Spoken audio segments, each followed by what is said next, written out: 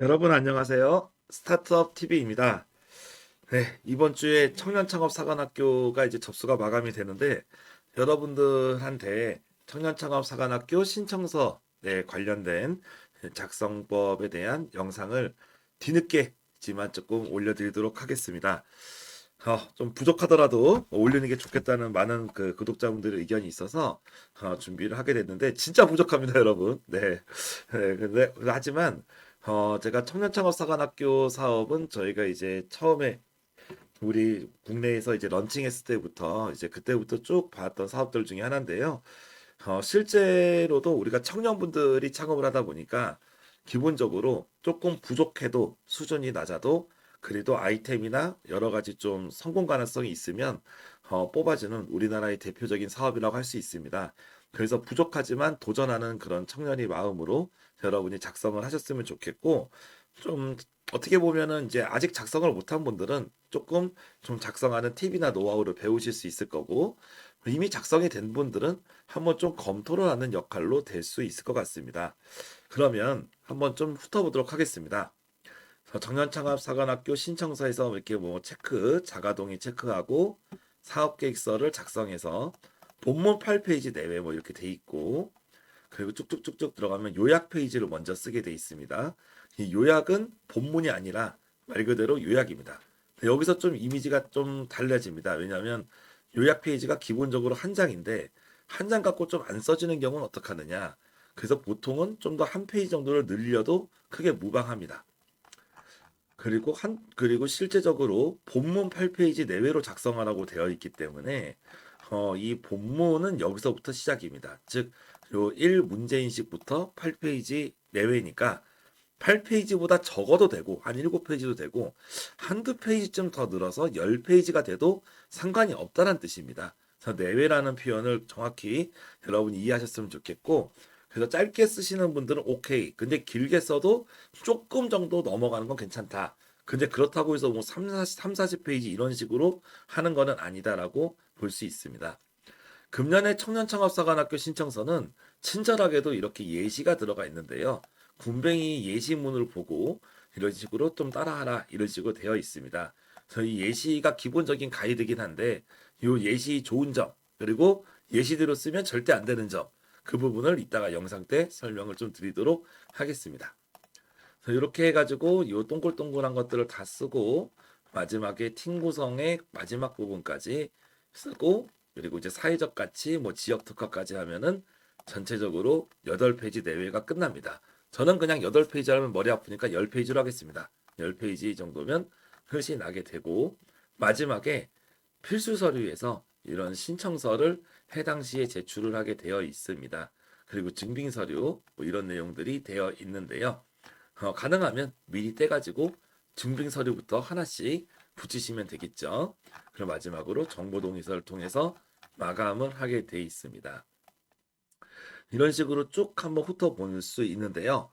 여러분들이 이 청년창업사관학교 쓸 때 몇 가지 어려움들이 있을 겁니다. 이 청년창업사관학교 신청서를 쓰면서.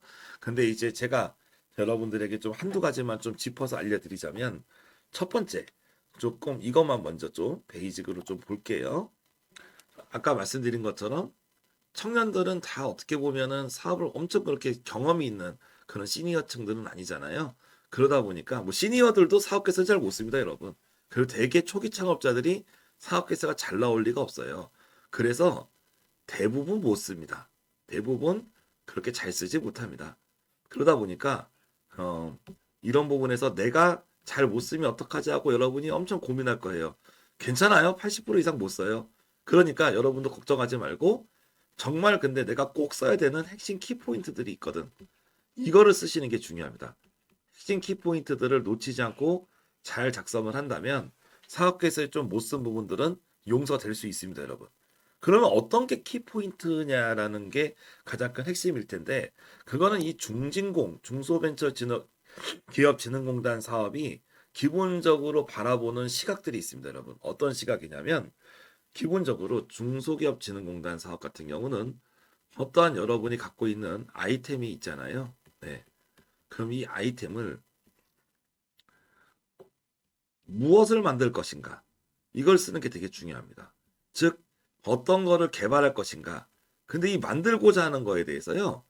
최종 산출물을 보여주는 게 대단히 중요해요. 그러니까 최종적으로 당신에게 7천만 원에서 1억을 주면 뭘 만들 수 있어요를 명확하게 보여줘야 돼요. 그러니까 이 부분에 대해서 만약에 여러분이 제품을 하시면 최소한 3D 도면 같은 걸 갖고 와야 되고 그게 아니면은 디자인, 제품 디자인을 한 것들을 보여주면 아, 이 부분이 최종적으로 이런 제품이 나오는구나. 그게 머릿속으로 이해가 될 거예요. 그 제조 같은 경우는 디자인, 도면 이런 부분을 최소한 제출을 보여주고 여기에 대한 스펙들이 있습니다.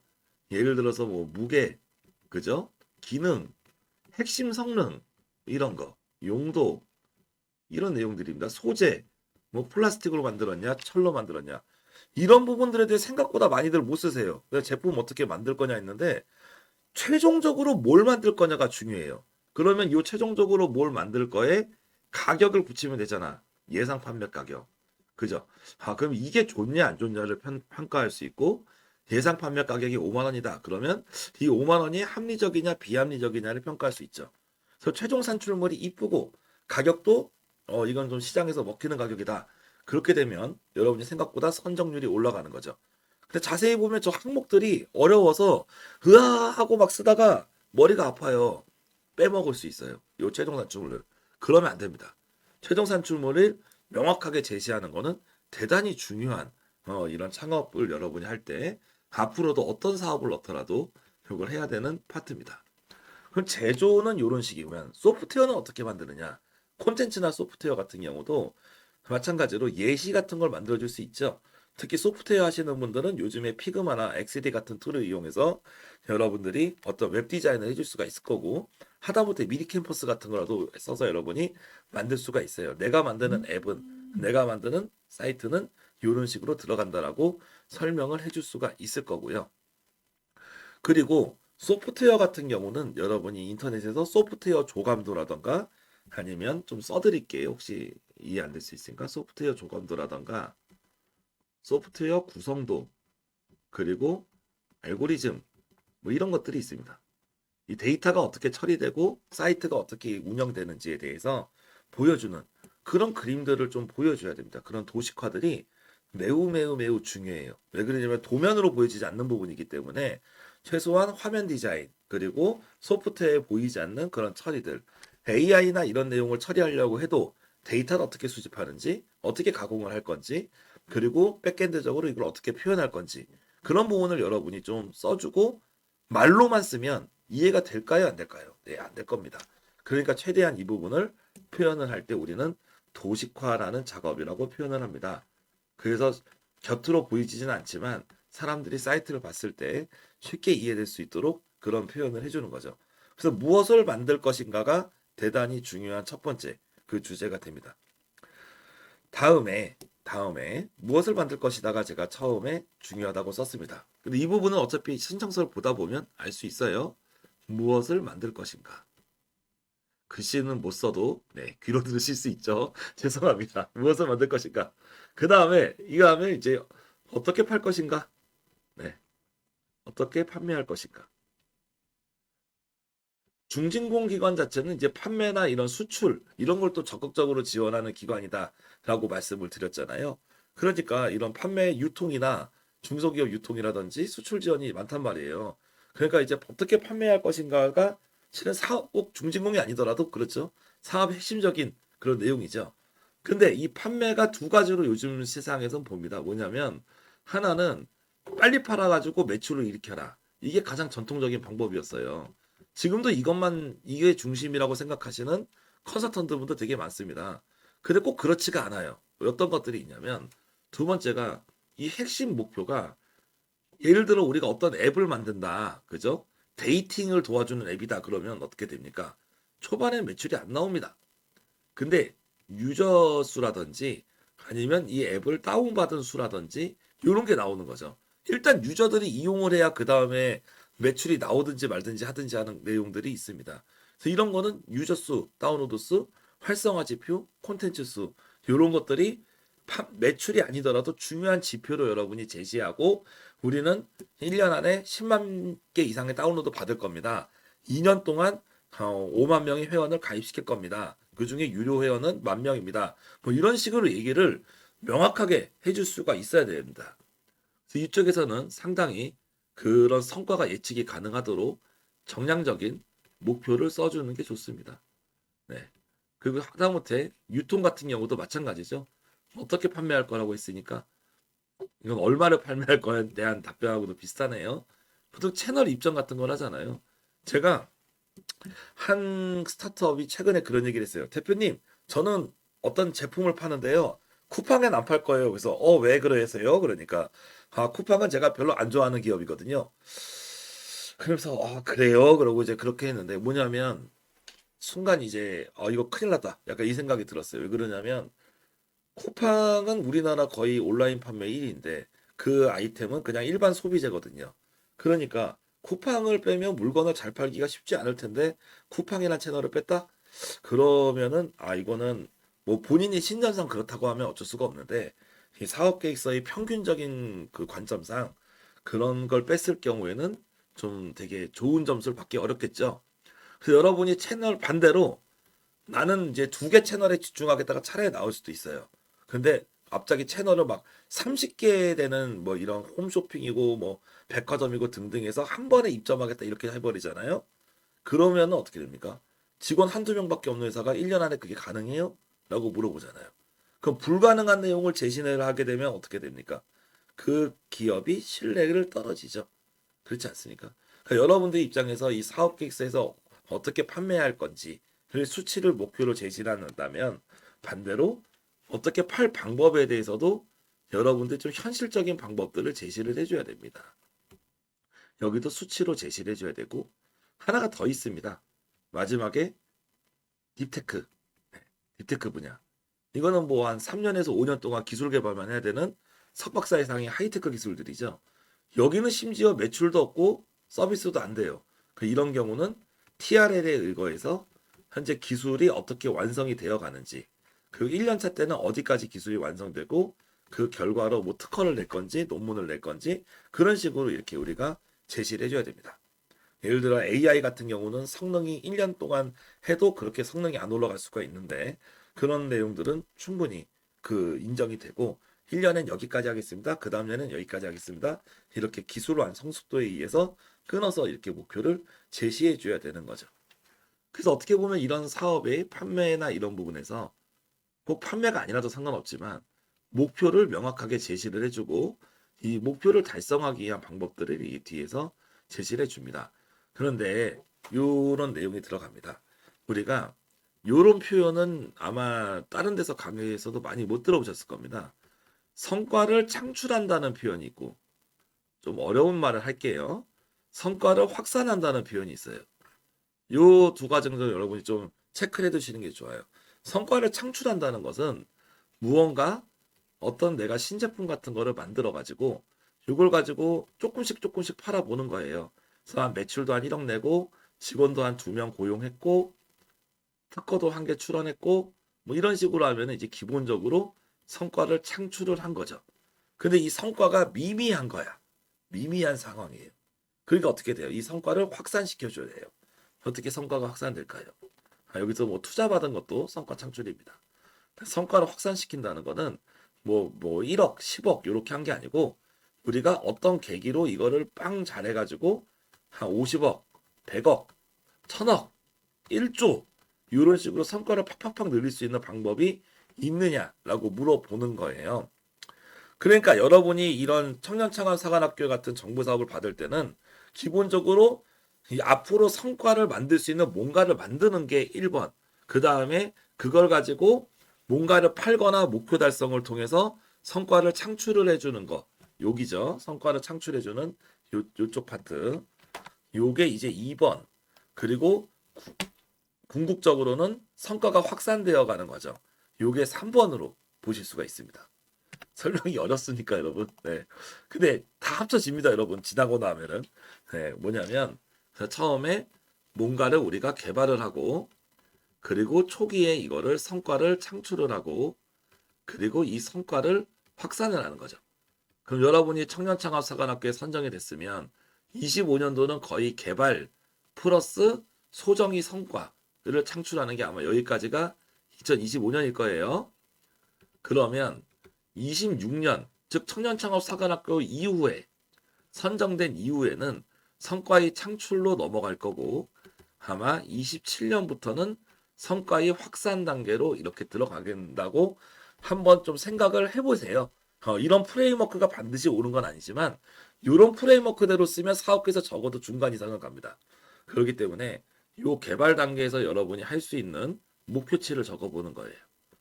그 사업의 목표 아까처럼 매출, 뭐 직원, 수출 이런 것도 적어보고 그 여러분이 할 수 있는 채널 같은 것도 적어보고 기술적인 수준 같은 거 달성하는 것도 적어보면은 이게 여러분들을 가지고 여러분이 저는 1년 동안 저에게 1억을 주시면 이런 목표를 달성할 거고 이런 채널에 입점할 거고 기술적으로는 이런 수준에 올라갈 겁니다. 라는 거를 제시를 해주시면 그걸 갖고 누가 더 제안을 잘했나 보고 이렇게 뽑아준다. 이런 느낌을 볼 수 있을 겁니다.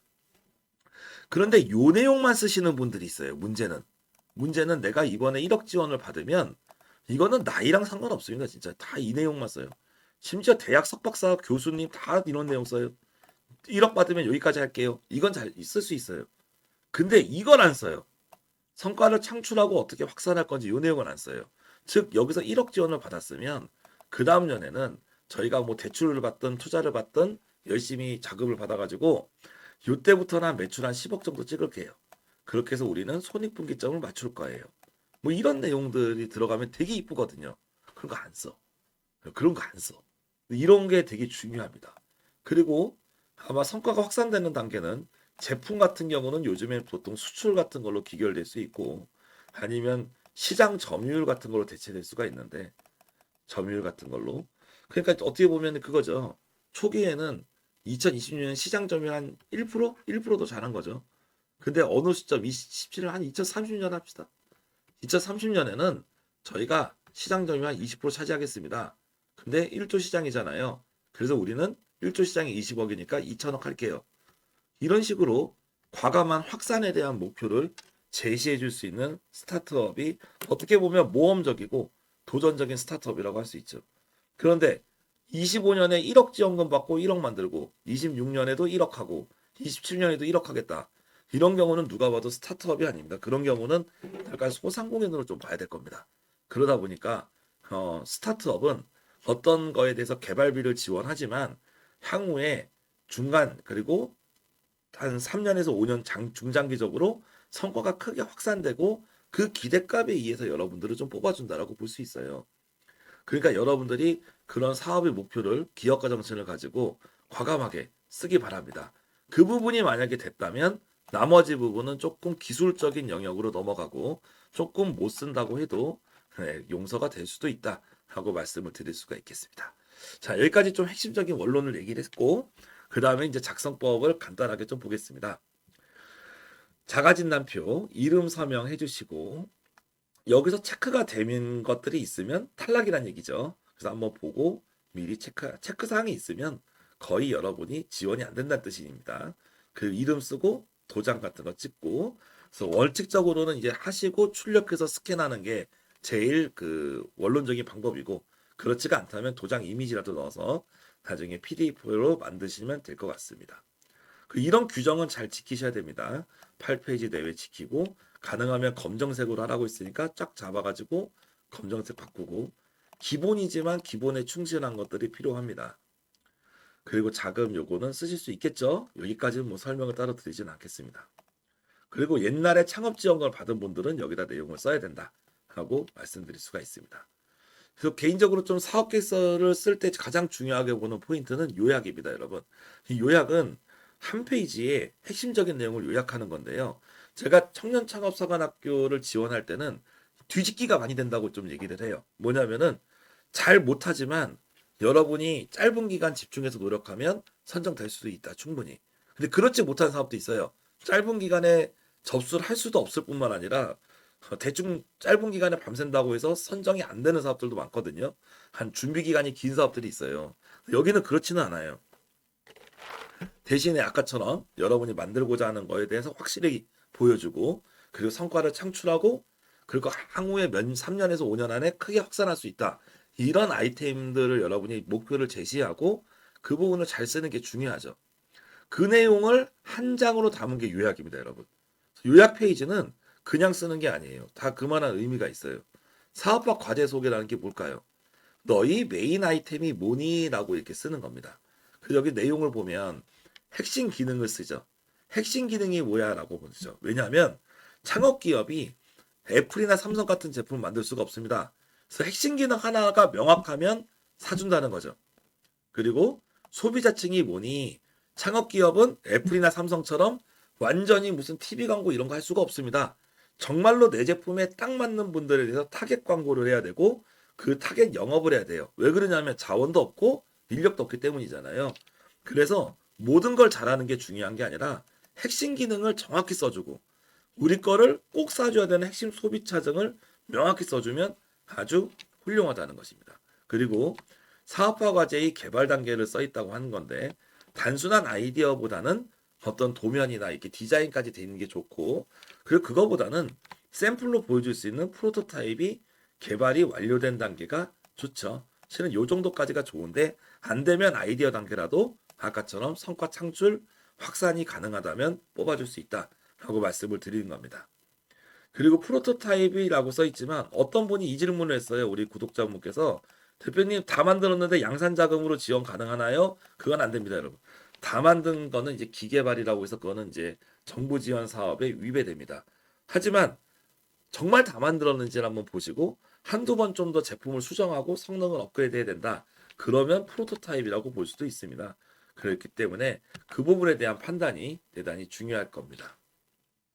아무튼 중요한 건 사업화 과제 소개라는 거는 당신이 메인 아이템이 무엇이요? 라고 돼 있습니다. 즉 아까 얘기했던 최종 산출물이죠. 그걸 써야 된 거고 그 다음에 두 번째가 최종 산출물의 플러스 핵심 기능 소비자층 이런 내용을 써달라는 거예요. 그 다음에 차별성이라고 써 있는데요. 이 차별성을 많은 분들이 헷갈리는 것 같아요. 이 차별성을 앞에 얘기해 주기 전에 독창성이라는 개념을 좀 알아둬야 됩니다. 독창성과 차별성의 개념이 있거든요. 독창성은 정말 다른 제품들은 따라올 수 없는 나만의 유일한 기능입니다. 차별성은 경쟁사랑 비교했을 때 우리 제품이 나은 점입니다. 그러니까 이건 비교의 개념이 들어가는 거예요. 그래서 여기서 기존 기술 대비 우수성이라는 내용이 들어가잖아요. 그래서 차별성이라고 할 때는 항상 경쟁사 또는 유사 기술과의 비교를 해줘야 되는 게 포인트예요. 그걸 꼭 이해하세요. 그리고 의외로 많은 분들이 못 쓰는 게 이 국내의 목표 시장입니다. 목표 시장을 쓸 때 목표 시장, 시장 규모, 판매 채널 아까 얘기 나왔죠? 어떻게 팔 것인가? 판매 전략, 또 어떻게 팔 것인가 해당하는 내용이죠. 이해되시죠? 무엇을 만들 것인가? 어떻게 팔 것인가? 어떻게 성과를 달성하고 성과를 확산할 것인가? 그 세 가지가 여기 하나에 다 들어가 있어요. 이렇게 볼 수가 있습니다.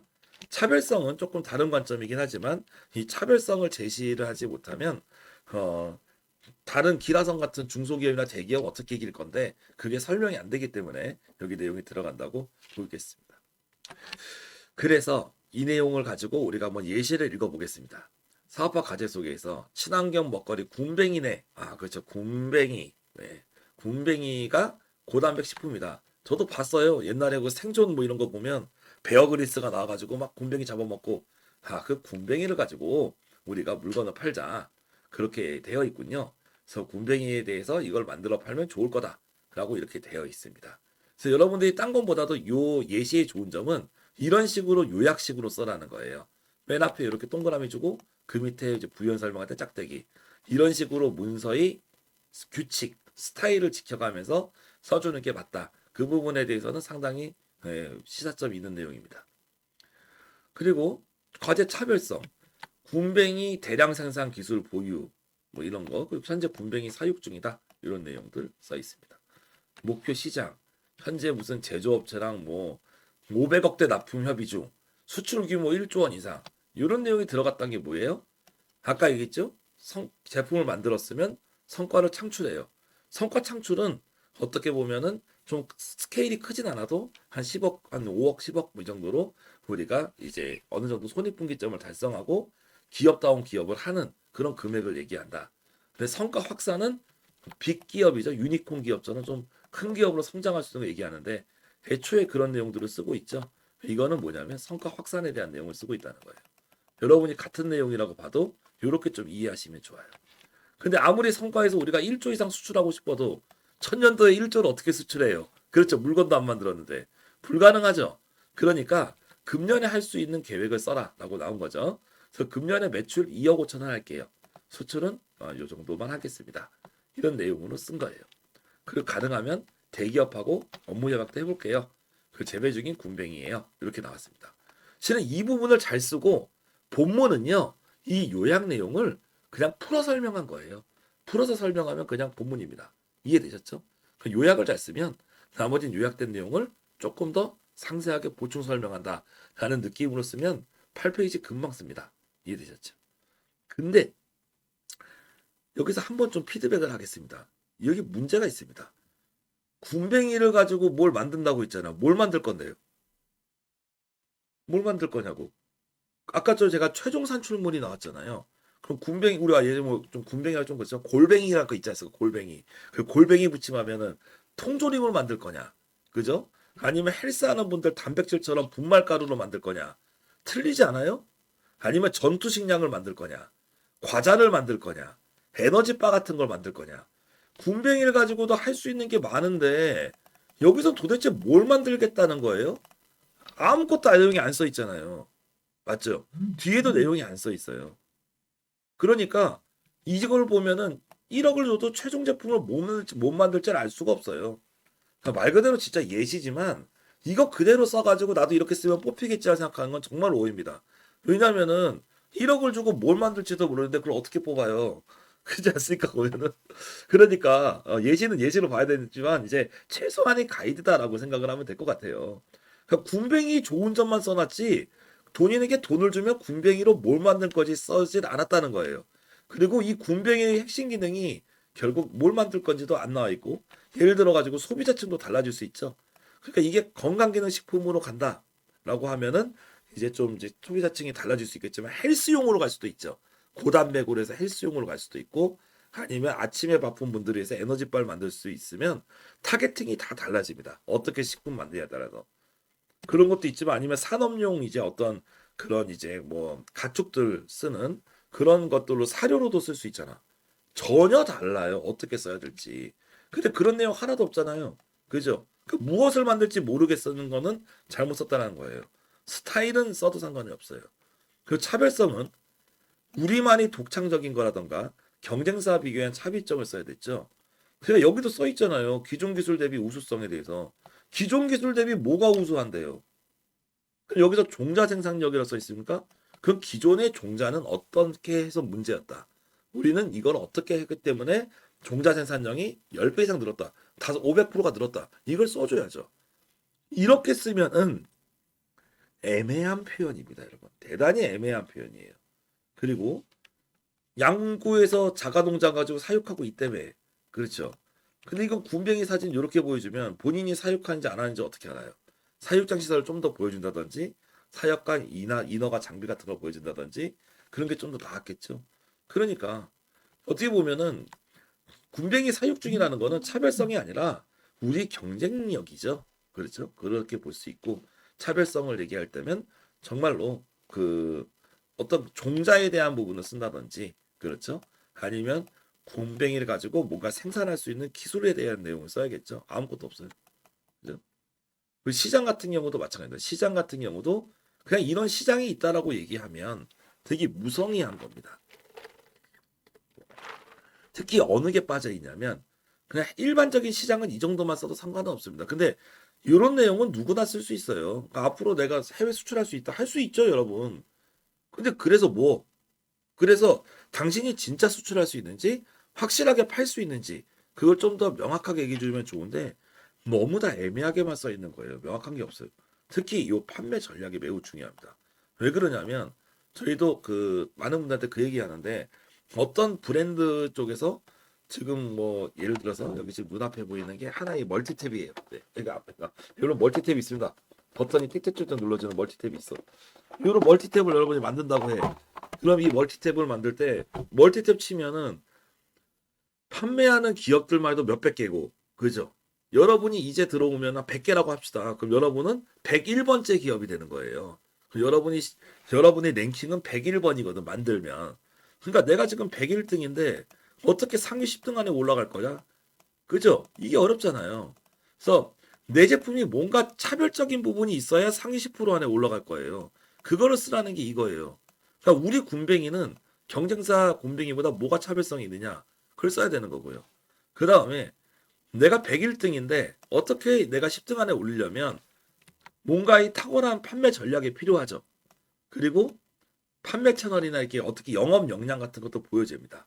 근데 기확보된 판매 채널은 조금 말이 틀려요. 그러니까 예비 창업자 같은 경우는 기확보된 판매 채널이 없을 거니까 앞으로 이렇게 판매 채널을 확보하겠다라고 쓸 거고. 근데 그게 아니라 그 이미 기창업자들, 기존에 창업해서 매출이 있는 분들은 팔고 있는 경로가 쓰면 되겠죠. 결국 당신한테 1억을 주면 진짜 이거를 팔아서 매출을 찍을 수가 있어? 아니면 앱스토어 같은 데 등록돼가지고 서비스를 하고 있을 때 이 서비스가 실제로 효과가 있어? 이걸 물어보는 거란 말이에요. 즉, 창업기업이 역량을 물어보는 겁니다.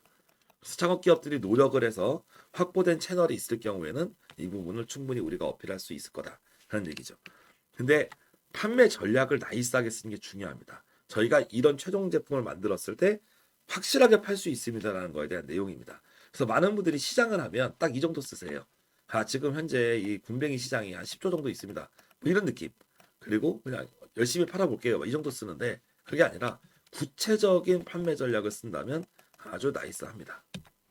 그리고 목표치를 이런 식으로 정확히 써주고 매출, 수출, 고용을 써주는데 여러분이 할 수 있으면 아까처럼 여기에 없었던 성과가 있었죠. 회원가입수라든지 기술이 성과라든지 그런 부분도 충분히 여러분이 쓸 수 있고 투자 유치라든지 그런 내용도 쓸 수 있습니다. 그렇게 되고 여기서 우리가 말로 썼기 때문에 여기서 보여지지 않는 이미지들을 이쪽에 넣어주세요라고 하는 경우죠. 그리고 경우에 따라서는 난 정말 여기도 이미지를 보여주겠지만 말로만은 설명이 안 돼요 할 때는 요 안에 이렇게 이미지를 삽입해도 제가 봤을 땐 전혀 문제가 없습니다. 그렇게 해서 이렇게 요약 부분을 여러분이 잘 쓰면 사업 케이스의 70%를 쓴 겁니다, 여러분. 놀랍게도. 왜냐? 핵심 기능이 무엇인지, 차별성이 무엇인지, 목표 시장이 뭔지 이 부분을 썼으면 나머지는 여기에 붙여넣기 때문이죠. 그렇게 되겠습니다. 이 정도로 일단 먼저 핵심적인 요약부를 한번 보고 저희가 그 다음번에 본문 내용을 한번 쓰는 거를 좀 더 보도록 하겠습니다.